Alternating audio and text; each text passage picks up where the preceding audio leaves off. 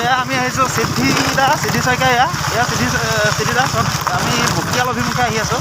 এয়া বেংকৰ কামত আহিছোঁ আমি। বেংকৰ কামত এতিয়া সিদ্ধি দা এখন একাউণ্ট খুলিব আহিছে, তাতে এলাই কৰিব আহিছে। বেংকৰ ভাল ভাল প্ৰডাক্ট আছে আমাৰ এলাই, এতিয়া বুজাই দিব। এলাই প্ৰডাক্টৰ ওপৰত কওকচোন, কিবা কি ক'ব?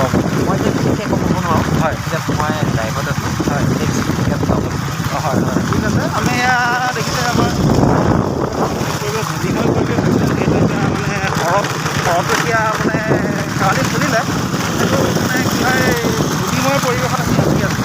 নতুন এয়া ৰাস্তা বনাই আছে। ভিডিঅ'টো এইকাৰণে বনালোঁ যে প্ৰাকৃতিক পৰিৱেশৰ মাজত আহিছোঁ আমি। মানে ভাল লাগে। সিদ্ধিদা মানুহটো মানে বহুত মানে ফূৰ্তিৱালা, যদিও বিয়া পাতিলে তথাপিতো মানে বিয়া পতা মানুহ বুলি নকয় তেখেত মানে বহুত ফূৰ্তিত থাকে মানে। আৰু মানে যেতিয়া তেওঁক আপোনাক মানে পাব, যেতিয়া লগ পাব, যেতিয়া কথা পাতিব, মানে কথা এটা যদি মানে ক্লু পায়, তেওঁ মানে আৰম্ভণিৰ পৰা শেষলৈকে এটা ৰসিক মানুহ মানে। এয়া সিদ্ধিদা এটা ৰসিক মানুহ। তেওঁ এটা বিষয়বস্তুৰ ওপৰত মোক কৈছে, বোলে তুমি কবিতা এটা লিখা। এতিয়া মইনো কবিতা কি লিখিম? এতিয়া সেউজীয়াৰ মাজে মাজে আমি দুয়োজন, এজন বিবাহিত, এজন বৰদা।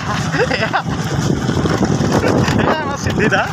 গতিকে ৰসাল মানুহ আৰু তেওঁ ভাল লাগিছে। ভাল পৰিৱেশ এটা দেখুৱাই আছে ইয়াত সম্পূৰ্ণ বাগানীয়া পৰিৱেশ। এতিয়া পশ্চিমৰ আকাশত বেলি ডুবো এয়া পশ্চিমৰ আকাশত বেলি ডুবো এয়া। এতিয়া আমি ভিডিঅ'টো ইমানে সামৰণি মাৰিছোঁ বাৰু।